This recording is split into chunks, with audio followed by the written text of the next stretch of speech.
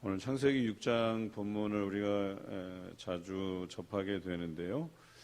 해석에 혼란함이 좀 있기는 합니다. 왜냐하면 여기서 하나님의 아들들, 사람의 딸들 이런 표현 때문에 그렇죠. 그래서 많은 해석학자들이 하나님의 아들들의 해석을 마치 신적인 존재로 해석하는 경우들이 다반사였었어요. 그 이유가 인터넷 검색에 보면 마치 네피림이라고 일컫는 자들이 그 신적인 존재로 묘사되기도 하고, 때로는 민수기와 연결해서 가나안에 살았던 그 거인족들, 이 거인족들, 용사라고 칭하는 거인족들이 바로 그런 후손들이라고 연결지었기 때문에 아마 그런 해석에 오해가 있었던 것 같습니다. 여기서 말하는 하나님의 아들들, 사람의 딸들이라는 표현은 셋의 후손들과 가인의 후손들 이렇게 해석하는 것이 뒷부분에 세상의 죄의 관영함, 세상의 죄가 만연되어 있다라고 하는 부분을 해석하는데 좀 개연성이 있어요. 그래서 여기서 하나님의 아들들이라는 표현은 하나님만 바라보면서 하나님을 의지하면서 그들의 조상들이 대대로 구전을 통해서 언급한 하나님에 대한 신앙, 하나님의 말씀을 부여잡고 사는 사람들 이렇게 해석하는 것이 좀 더 바람직하다라고 하는 거죠. 그러면 사람의 딸들은 누구냐? 가인의 후손들이죠. 그래서 그 가인으로부터 가인이 지은 죄로 유리하는 자가 되고, 결과적으로 이 가인의 후예들이 하나님과는 멀어져서 살아가는 자들 이렇게 표현하는 것이 좀 더 어울리지 않을까. 하나님의 사랑을 입었음에도 불구하고 그들의 죄를 여전히 뉘우치지 못하고 세상을 향해 달려간 사람들 이렇게 표현하는 게 맞아요.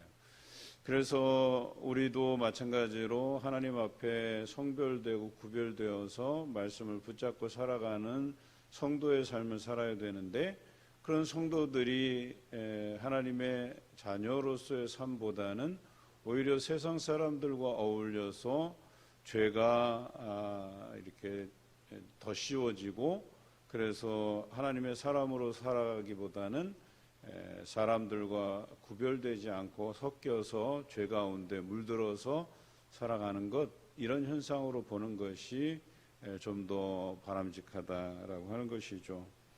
그렇게 해서 이 땅에서는 하나님의 말씀을 부여잡고 하나님의 말씀의 인도하심을 받아서 살아가는 사람들이 적어지고, 오히려 그 하나님의 사람들이 이 땅에서 죄를 짓고 살아가는 사람들과 어울려서 더 많은 세상의 악함이 쌓이게 됐다, 이렇게 표현하는 것이 오늘 이 본문에 더 맞는 해석이다. 5절에 보면 여호와께서 사람의 죄악이 세상에 가득함과 그의 마음으로 생각하는 모든 계획이 항상 악할 뿐임을 보시고 그랬어요. 이때부터 하나님의 마음에는 이들을 심판할 마음이 계획이 계셨다라고 하는 것이죠. 그리고 이 땅에서 남겨두어야 될 사람, 그 사람을 이제 노아로 지목하시고 노아를 통해서 방주를 만들게 하시고, 그 당대에 죄를 짓지 아니한 이 노아의 가족들을 이렇게 하나님께서 남겨두신 부분이 있다, 이렇게 해석하는 것이 바람직하죠. 땅 위에 사람 지으셨음을 한탄하시고 근심하시고 이르시되 내가 창조한 사람들 내가 지면에서 쓸어버리겠다. 그리고 가축과 기는 것과 공중의 새까지 그리하겠다. 그리고 딱 암수 한 쌍씩, 또 다른 본문에는 7쌍씩 뭐 이렇게 남겨두시겠다고 하시죠. 이런 해석을 통해서 우리가 알아야 될 부분은 이 당대에 뿐만 아니라 지금도 하나님의 사람으로 구별되어 살아가는 사람들보다 오히려 세상을 향해서 달려나가는 사람들이 더 많아지고 있다는 것에 우리가 위기감을 가져야 된다라고 하는 것이죠.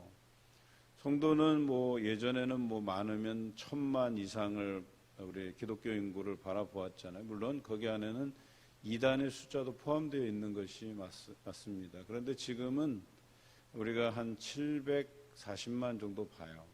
그리고 그 중에서 한 60만에서 80만은 이단으로 보는 거죠. 그러면 과거에는 뭐 이중 교적이 있다고 하더라도 상당히 많은 숫자가 이제 줄어들고 있다, 이렇게 보셔도 무방할 것 같아요. 뭐 그것은 우리가 직면하고 있는 인구 절벽의 문제와도 맞닿아 있기는 하지만, 그래서 제가 평균을 내보니까 어느 교회는 인구 절벽에 비슷한 추세로 줄어가는 교회가 있고, 그보다 더 급락하는 교회들이 있고, 또 그보다는 좀 느슨하게 줄어드는, 천천히 줄어드는 교회가 있고, 그런데 성장하는 교회는 잘 없어요. 왜 제가 잘 없다는 표현을 쓰냐면, 대부분은 다 수평 이동이에요. 그래서 교회가 막 늘어나는 것 같지만 결과적으로 믿는 사람들의 이동이 상당히 많다. 그리고 오히려 믿지 않았던 사람들을 전도해서 구원해내는 이 비율이 너무나도 급격하게 줄고 있다라고 하는 것이죠. 참 안타까워요. 그 대표적인 이유가 바로 믿는 자들의 타락이에요. 그 믿는 자들이 하나님만 바라보고 말씀을 부여잡고 살아가야 되는 이 시대에 오히려 세상의 사람들과 어울려서 물들어서 죄 가운데 헤어나오지 못하는 경우들이 다반사다, 이렇게 보면 될 것 같습니다. 코로나 시대가 우리에게 준 여러 가지 유익이 있지만 또 엄청난 손실을 가져온 것이 사실이에요. 한번 나간 성도들이 돌아오지 않는 현상들이 어느 교회든 다 있어요.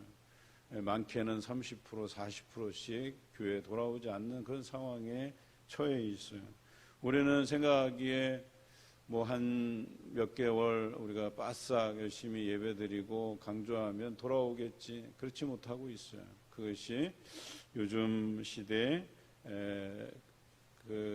단순히 코로나 때문이라고 하는 것은 이제는 변명에 불과한 거예요. 이제는 더 이상 하나님과 담을 쌓고 인격적인 교제를 나누지 않겠다 선언하고 나오지 않고 예배에 참여하지 않는 사람들이 많다는 거죠. 그분들이 다 온라인으로 드린다? 아닙니다.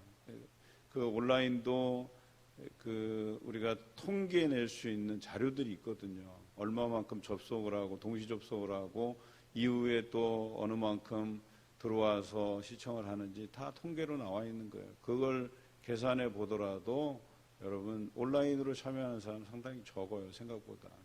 그래서 많은 사람들이 여전히 예배에 참여하지 않고 있다는 거죠. 저는 이것을 죄의 문제에서 찾고 싶습니다. 우리 안에 그 죄의 본성들이 드러나기 시작하는 거죠. 그래서 예배 드리기 싫고 이참에 아예 그냥 담쌓고 교회 나가지 않으면 몸과 마음과 모든 것이 이제 편해요. 거룩한 부담감을 가질 필요도 없어요. 또 시간적으로 여유도 있어요. 그래서 그 시간 나의 어떤 유익을 위해서, 쾌락을 위해서, 즐거움을 위해서 산으로, 들로, 강으로, 바다로 나가는 거죠. 참 안타깝습니다. 그런데 그런 세상의 기조와는 다르게 살아간 사람이 노아였습니다. 그래서 8절과 9절에 보면 우선 9절에 노아는 의인이요 당대의 완전한 자, 그리고 하나님과 동행하였다, 이렇게 표현되어 있어요. 저는 이제 8절의 말씀을 좀 유념해서 보았어요. 노아는 여호와께 은혜를 입었다. 은혜를 입었기 때문에 이렇게 살아갈 수 있었던 것이지, 그가 완벽했기 때문에 하나님의 은혜를 입은 것은 아니라고 이야기하는 거죠. 그도 왜 부족하지 않았겠어요. 그렇지만 자신의 부족함을 알면 알수록 내가 하나님께 더 의지해야 되겠다라고 하는 굳은 결심을 가지고 하나님 앞에 있었던 사람이죠. 그래서 하나님께서는 그에게 은혜를 주셨어요. 그리고 그는 하나님께 입은 은혜로 인해서 당대에 많은 사람들이 악을 향해서 달려가지만 노아는 하나님 앞에 구별된 삶을 살았다는 거죠. 의인이요 당대에 완전한. 당대에 완전하다는 표현은 다른 사람들이 하나님에게서 멀어져 갈 때 이 사람은 하나님 앞에 온전히 섰다, 말씀을 붙들었다 이런 뜻이에요. 그래서 그는 날마다 하나님과 동행하는 삶을 살았다 이렇게 기록하고 있어요. 그리고 아들을 낳았는데 셈과 함과 야벳이었다. 우리가 내일 11절부터 다루겠지만 노아를 통해서 하나님께서 그래도 이 땅에 씨를 남겨두었던 것, 참 이것도 은혜라고 생각을 합니다. 오늘 이미 앞서서 말씀드렸지만 창조한 사람들을 지면에서 다 쓸어버릴 계획이 있으셨는데 그래도 주신 은혜대로 살아가는 그 노아를 보고 너무나도 안타까운 마음을 가지고 노아를 통해서 이 땅에 씨를 남겨놓으실 계획을 세우셨다. 이것도 어찌 보면 이 땅의 죄의 관영함에 대한 하나님의 심판으로 홍수가 일어나긴 하지만 이것도 완전히 그들을 멸하려고 하셨던 심판이기보다는 노아를 통해서 씨를 남겨두신 것은 이 심판의 의미는 사랑과 관심을 가지고 하는 심판이었다.